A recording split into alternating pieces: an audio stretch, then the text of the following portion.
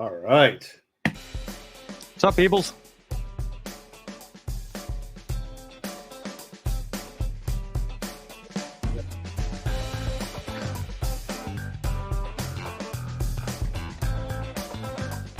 All right, we are live for another episode of Everything to Gain. Thank you so much to everybody joining us. We are here to talk about making positive changes in your life. This is episode 17. Today we have a very special guest, Mr. Aaron Makelky. We will find out why he is called the ChatGPT teacher. And I want to actually give a shout out too, real quick, to all of our viewers on LinkedIn Live, as well as Twitch at E2G Show, as well as YouTube Live at E2G Show. So we're broadcasting live today, as always. So we invite your questions. Please enter your questions into the chat, and we will answer them in real time. So today we welcome Aaron Makelky.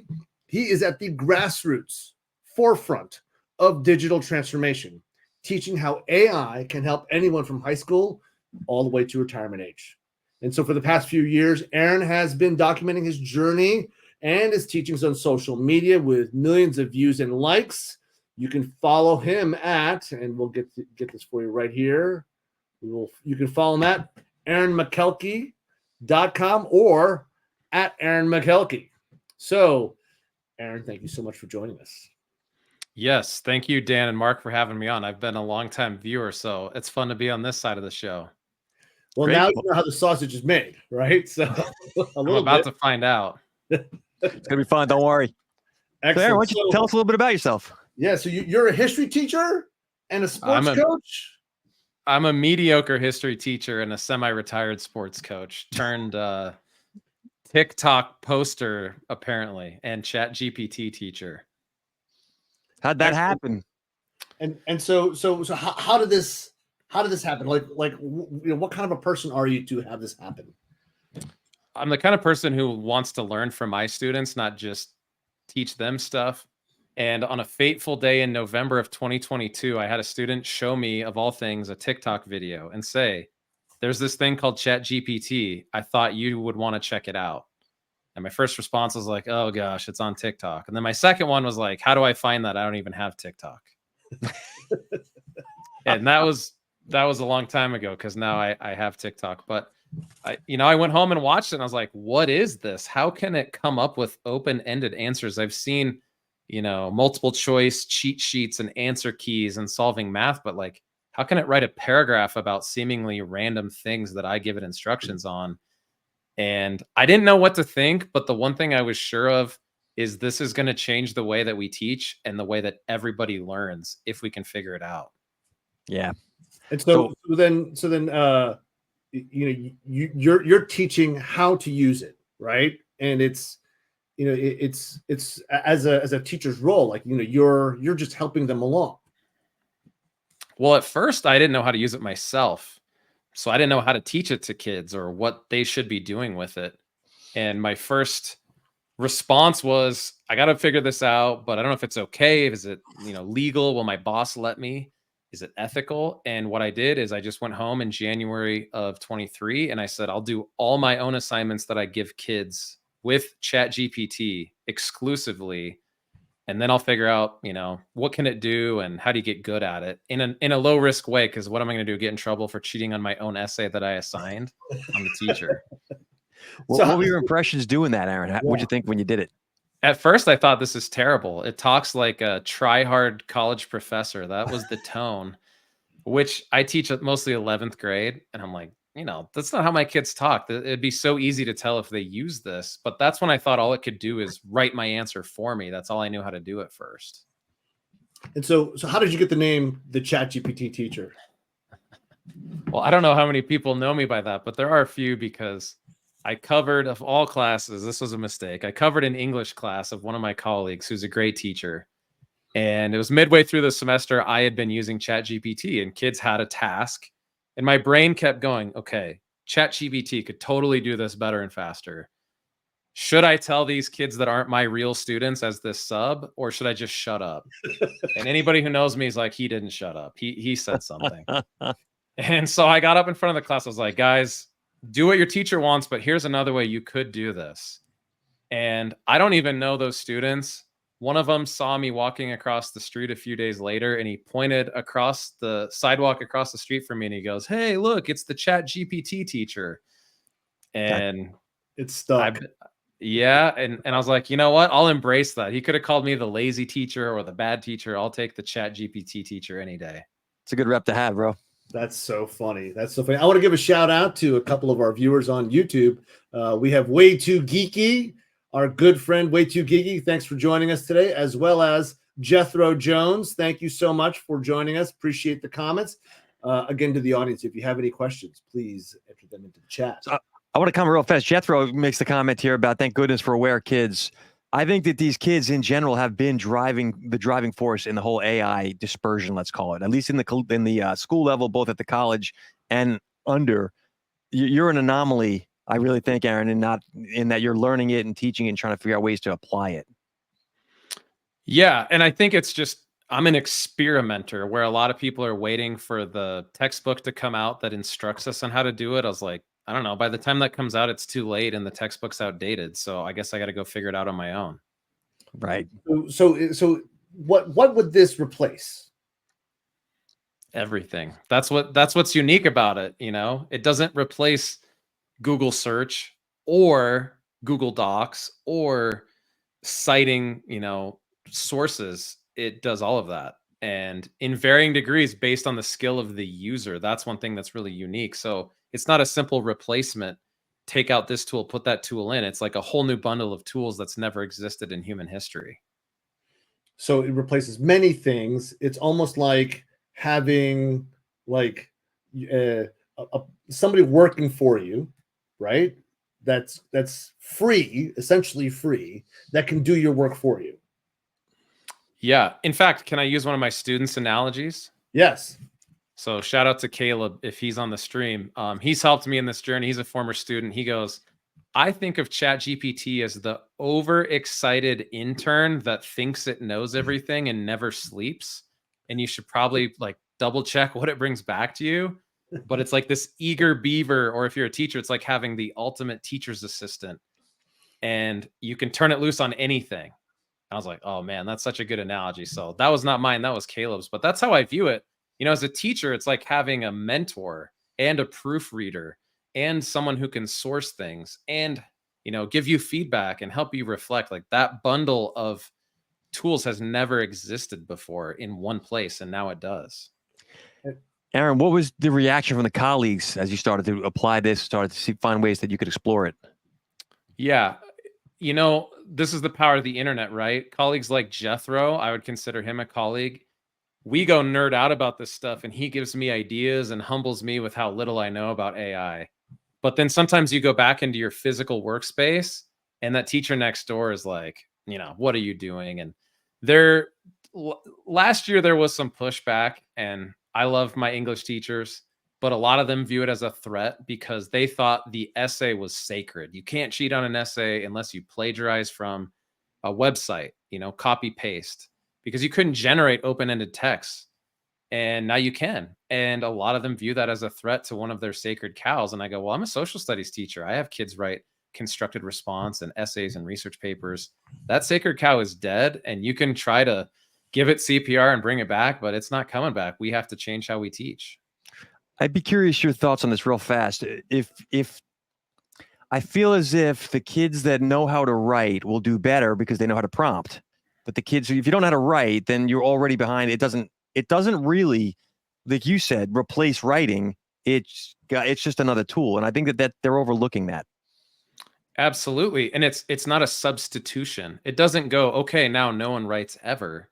It means it's a sidecar, a co-pilot, an intern that helps you write and augments your writing. It doesn't replace you. It's like giving you superpowers, but you still have to get out of bed and use them. Mm. So have you ever done kind of like the race between students that are going to use AI versus doing it the old school way? All the time. In fact, that first semester when I did my assignments, I put ChatGPT on my projector screen. So picture the front board has my chat log, and kids are over here typing and looking at the source and doing one sentence at a time. And they see my screen. They're like, how did you get 3 pages done that fast? Like, what are you doing? And I purposely did that. It's just my personality. I was kind of antagonizing them. So I wanted them to ask, like, what is that? When can we use that? And, I told Dan, that's like, you're sitting there in a canoe and you're rowing as fast as you can. And then somebody blows by you in a jet boat. Eventually you're like, can I get a jet boat too? This isn't working. Yeah, absolutely. So, by the way, shout out to Rob Corey. His comment, overexcited intern. I love Caleb's definition of chat GPT, which is awesome. Rob, thanks for your comment. Appreciate you joining us today. So we have this disconnect, right? So kids that are being told the old school way of doing things, right? They're, they're still using essentially paper and pencil, right? They may have their laptops, but they're still essentially using paper and pencil, going to Google or Wikipedia or whatever method, right? And now you're bringing this to the classroom. So you're teaching AI skills and prompting without really teaching AI skills, it seems. Yeah, and I think to connect back to something Mark said, I mean, good writers are going to be great writers with ChatGPT, and bad writers are going to be just as bad, if not worse, using ChatGPT because they don't have the fundamentals. And I think that's totally true. I also wanted to connect a couple of things, like what Jethro's saying. You could give me some fancy construction equipment and give me a bulldozer. I don't know how to drive it. I'm not better because I have this tool. It just Right. allows someone who has those fundamentals to be more efficient or get more done or be more productive. And one of the misnomers I think personally with AI is AI literacy is just literacy. I mean, prompting is just giving instructions. That's why I think the best people to use it and teach others are English teachers and history teachers, because we're all about language and the human side. I don't think it's the computer techie programmer people that maybe understand the guts of how it works. It's more about, can you give instructions? Can you reiterate those and clarify those? Can you read and write and comprehend? That's AI literacy. It's just through a chat bot instead of literacy being from a novel or from poetry like it used to be. I feel like that ties into your EQ IQ messaging, Dano, where you have the technologists of the old days have to learn these skills, and now the people that really weren't technology folks can kind of learn. So this tool is a bridge between skill sets, in my view. Right. Absolutely. Right. So an AI will most likely never be as human as a human. Right. And so that's why EQ will outstrip IQ, because there will always be smarts within an AI or within search, from a basic level, right? It will always be there and always be accessible. Now it's being served up. So shout out to Mohammed. Thank you so much for your comment. It's indeed another tool, a very useful one, actually, especially when you get better with prompt making. Hamid, thank you so much for joining us today. So what's the feedback from the students, that have taken your classes? Yeah, so I really explicitly started teaching those skills last year for the first time because I was experimenting myself initially. A lot of it is just disbelief. It's almost like a Wizard of Oz. How could this possibly work? Because they've only seen videos of it, or they've been afraid to try because they think it's cheating.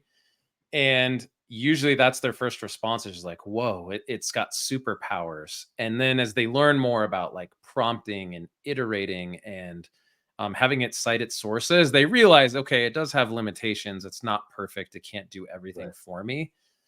And one of those I'll wear as a badge of honor. I started class in the fall semester with a survey about how often do you use AI, what tools, do you have concerns about it, just to get a gauge of where my students were. And I had a few that were on the skeptical side of the scale. And I'm skeptical too. Historians are all skeptical. Like by default, I don't believe anybody who says anything. You have to convince me.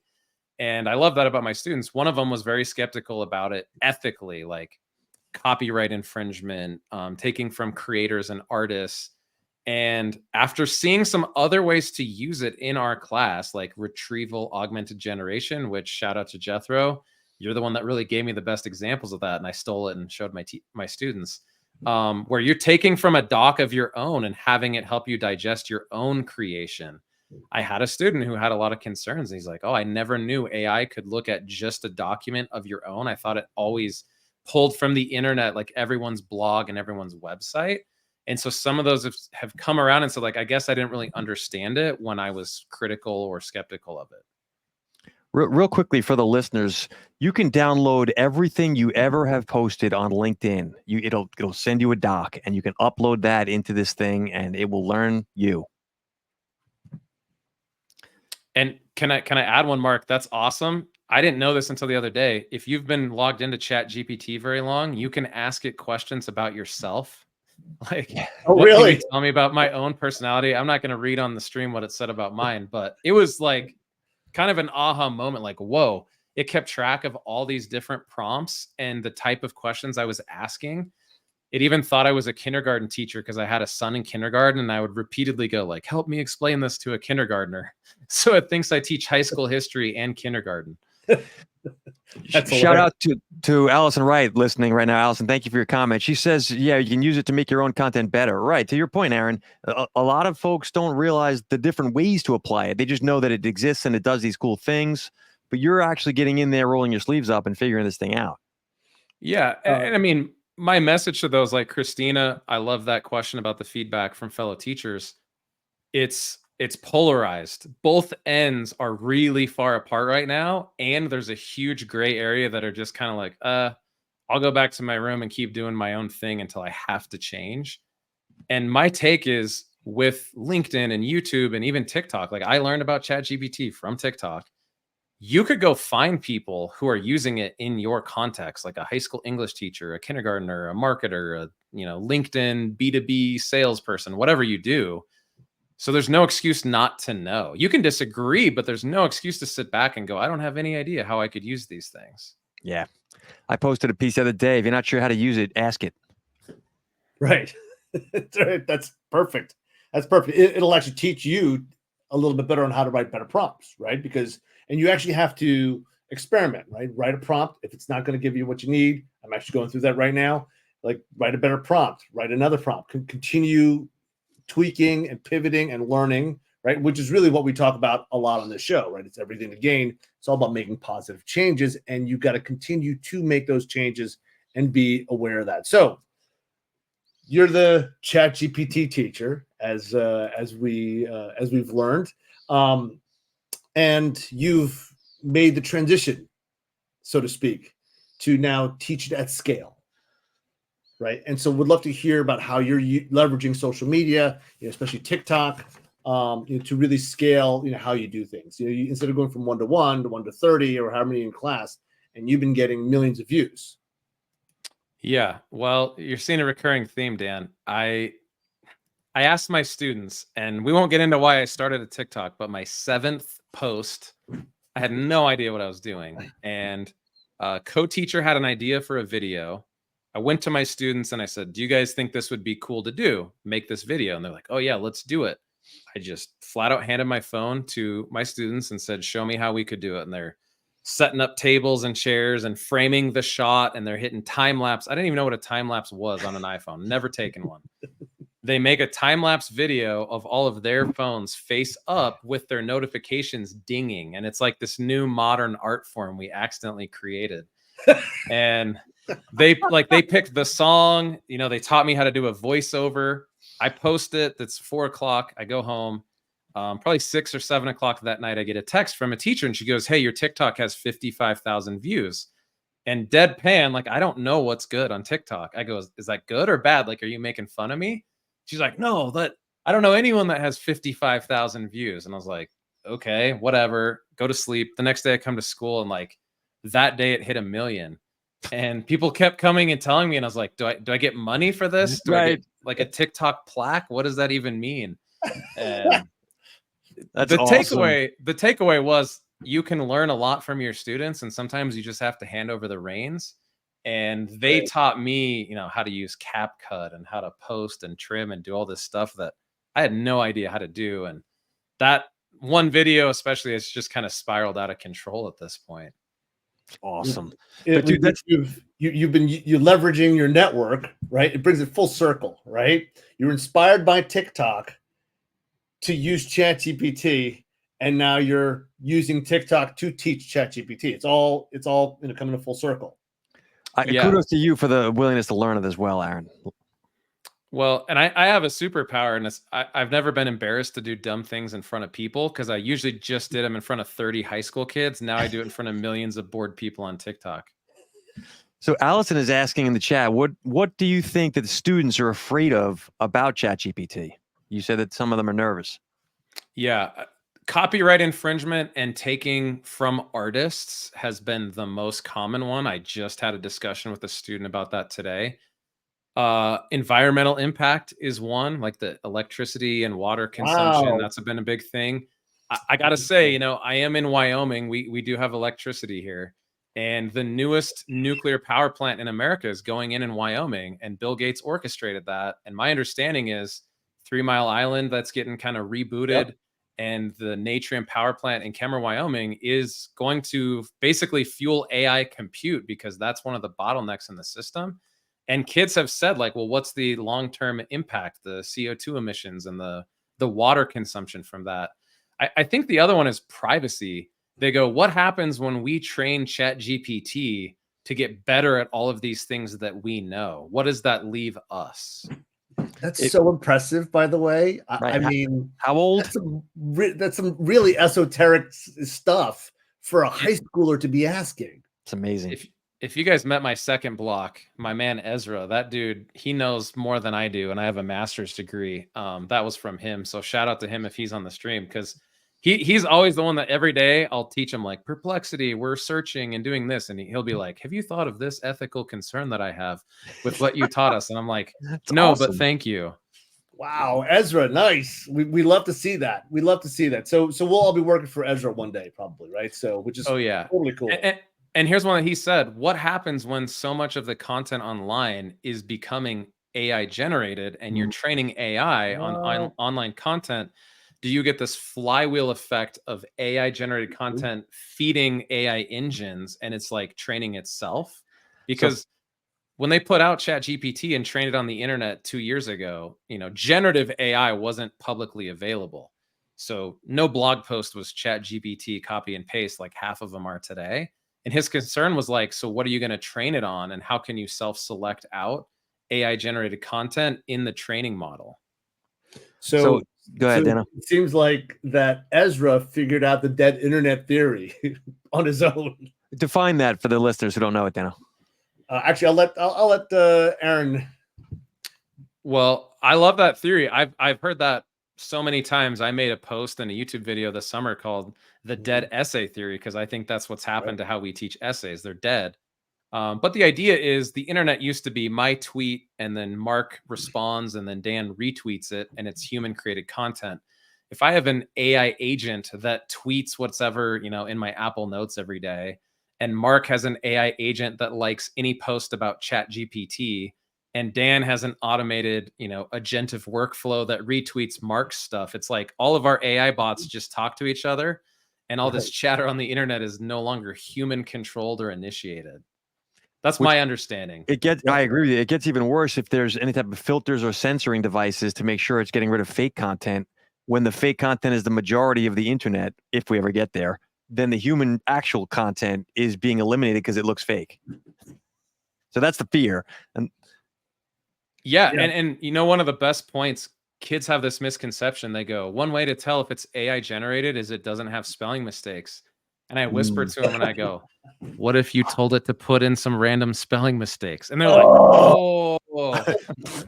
So English teachers, please don't get mad at me, but I may have shown my students that. No, that's awesome. There's also a point here. Actually, Isabel has a comment here. Teaching the importance of using this powerful tool responsibly is crucial to ensuring our student success. You probably feel that way, I would imagine, Aaron. Yeah, but so here's the thing that I would say after being in the classroom. You have to also accept they're going to overdo it and use it inappropriately at first, because all the people who push back against it, please do. It's more fun in the chat. But kids are learning it from some bro on TikTok in his dorm room who I've screenshotted this before. He has a shiesty. If you don't know what that is, you must not have teenagers. But it's like a t-shirt ninja mask and he's like whispering how to cheat with ChatGPT. That's who they're learning it from. If people like us, Jethro isn't teaching it in Arizona this week, then those kids would have been like cheating off the TikTok video. So we have to accept that that's happening. By the way, kids cheated when it was paper and pencil. They had a cheat sheet tucked in their pocket or wrote it on their hand, right? Cheating is not new in the human experience. Pull back the sleeve, right? Pull back the sleeve, it's on your arm. Yeah, I mean, you guys back in college probably had a stone tablet and a chisel, and you chiseled something in before you took the test. So, like, everybody's done it. Every generation's different. The pharaohs would never let us bring those into classroom. I wish I had a stone tablet. That would have been cool. Yeah. So, but Aaron, you did have a quote that I loved, and I'm gonna put it up on the screen right now. I'd love to hear you talk about this. Yeah, so I tell my students this before it was social media. Let's take Instagram. I'd say, hey, how much do you guys pay to use Instagram? And they're like, what do you mean? No one pays. It's free. And I said, well, I mean, it's a product. And if you're not paying with your credit card, like, how are you paying? And they'd always be like, oh, I don't know. It's free. I was like, your data. You're training it on what you like to wear and eat and where you go for lunch and whose videos you hit like on so it can serve you more videos like that. I was like, so, you are, and your attention and your data is the product. Right. And now with AI, it's true. I mean, Netflix is going to serve you up that show it thinks you like when you finish The Tiger King. It's going to go, oh, we analyzed everyone else who finished The Tiger King. Most of them clicked on this. Here you go. You're being used by it already. Google Maps, when you miss a turn, that was me in Chicago. Like, I was from Wyoming and used to horse-drawn carriages. I went the wrong way on a one-way, and it's like, oh, rerouting. That's AI, right? I am being used by it. So if I'm not going out and creating with it or building something with it or researching or getting a college degree with it, you are going to be a cog in its machine instead of someone putting that machine to an intentional use for you.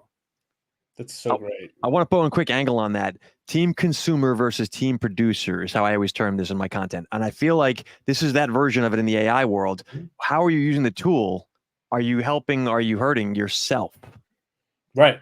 And it goes back to the whole attention wallet, right? There's only so much time in the day, right? And so AI is going to actually make your attention more efficient. But your wallet is still, there's only so much you can take in, and there's only so much time in the day. I think it's a dangerous, potentially dangerous dynamic when your choice gets removed. Now, having too much, there's a debate also.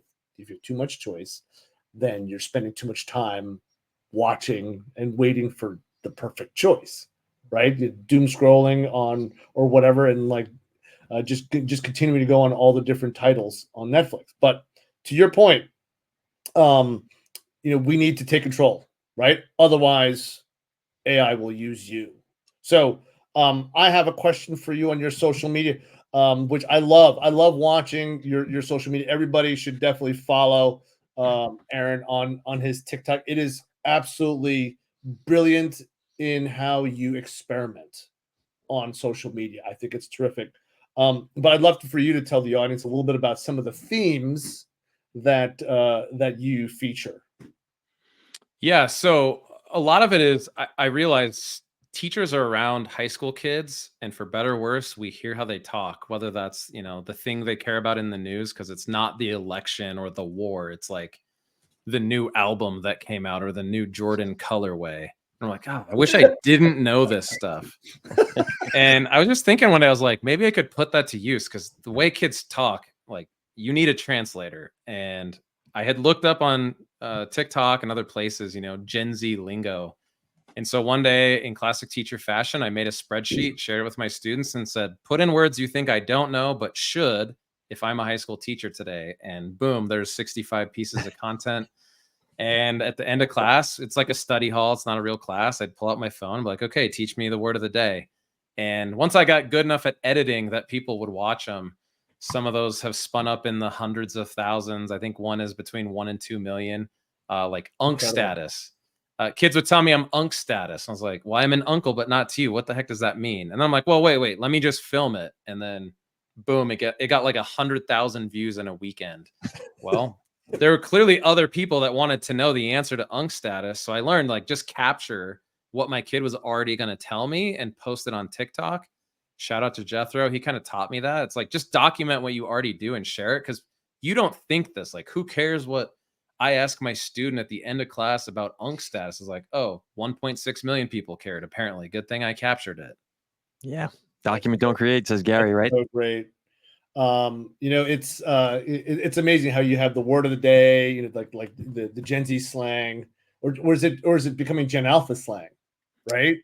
I don't have Gen Alphas in class, thank goodness, for another 2 years, unless they like skipped freshman year. But there is that overlap, and part of the comments I get, they're like, "That's Gen Alpha," and I go, "Guys, yeah, Gen Alpha made it up, but there's actually a different version of that Gen Z uses that's making fun of Gen Alpha's definition." So there are some weird nuances that I wish I didn't know. Oh, that's so It makes sense. Does he dig into anything deep enough? There's nuance. Yeah, there's the boomers making fun of Gen Xers and on down, all the way down the line. So, what's been the thing that you have learned in going to scale? What's the thing that you've learned scaling on social media? Yeah, well, it goes back to this discussion I had with my wife in the kitchen, and I promised Megan's my wife. I promised Megan it's only good things I'm going to say about her today because she's amazing. And I was telling her what I was doing with AI one day before I had social media, and I was like, I did this and it can do that. I said, it's going to be awesome when everybody figures this out. And she's like, Aaron, no one else is doing that. You're weird. You're the only one who's doing that. And I looked at it, I was like, but it's like on YouTube. You could just look it up. She's like, yeah, but no one cares. Like, you're the only one doing this. And I thought, really? And she's like, yes, you should make a video about it. Just like go in the other room, let me finish the dishes, go make a video. You'll see people will like it. And like all things in my life, when Megan tells me something, I just learn to do it because she's right. And there were teachers like, how do I teach this? Or kids, how do I learn this? Or what does this word mean? And sure enough, if I would just share that, I'd always been doing it. I didn't share it because, you don't want to look dumb or have it bomb or get made fun of in the comments. And then you learn like, actually, that just adds to the fun. Absolutely. Absolutely. So are you still involving her with your videos? Trying to? That was a contentious subject at the kitchen dishwashing session the other day. On my TikTok lives, she's more popular than me. Like half the comments are, "Where's your wife? Is she going to come on and say hi?"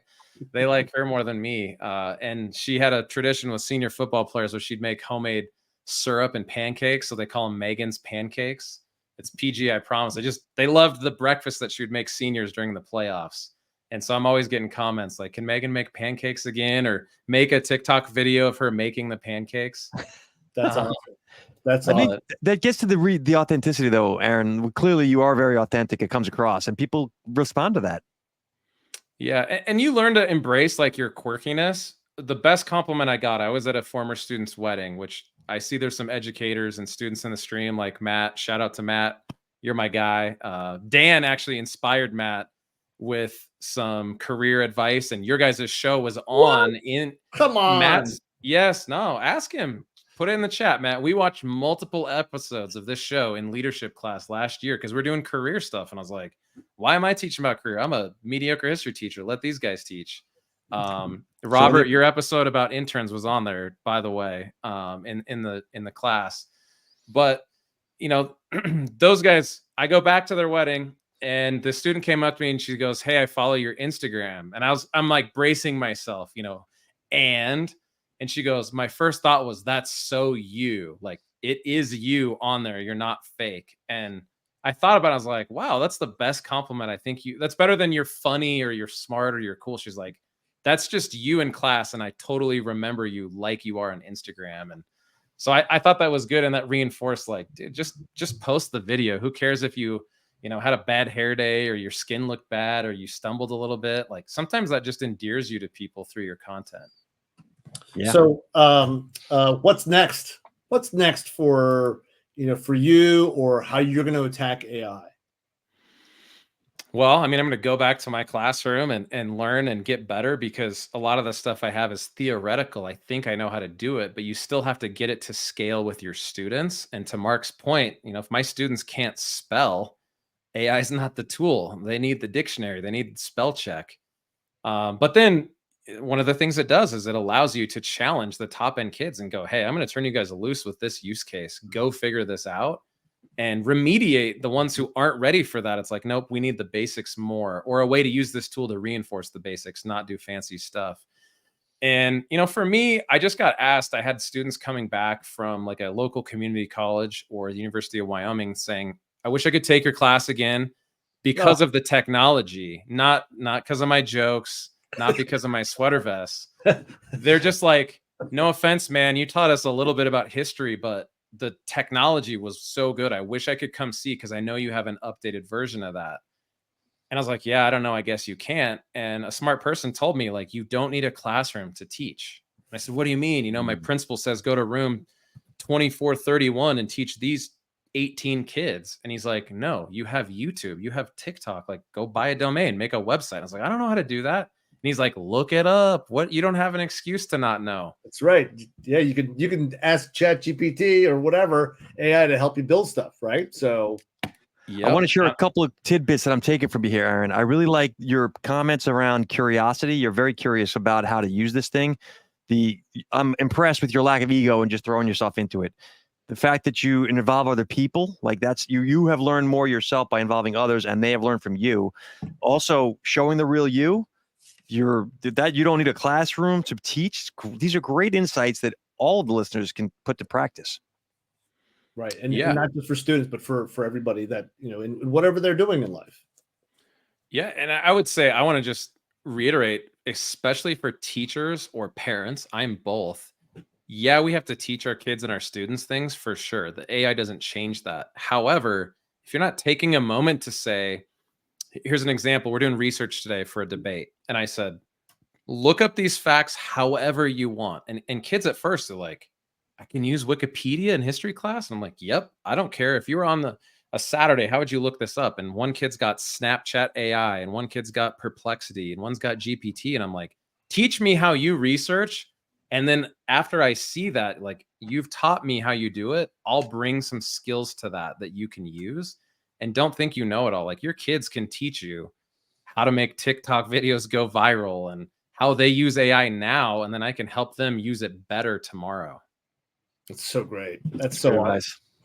Yeah, I mean, we're ultimately going to learn more from the next generation, right? No matter what. That's how life works, right? So, Aaron, people can find you at aaronmakelky.com, right? It's right down there on the banner that's scrolling by. Or your social, are they all at Aaron Makelky on the socials?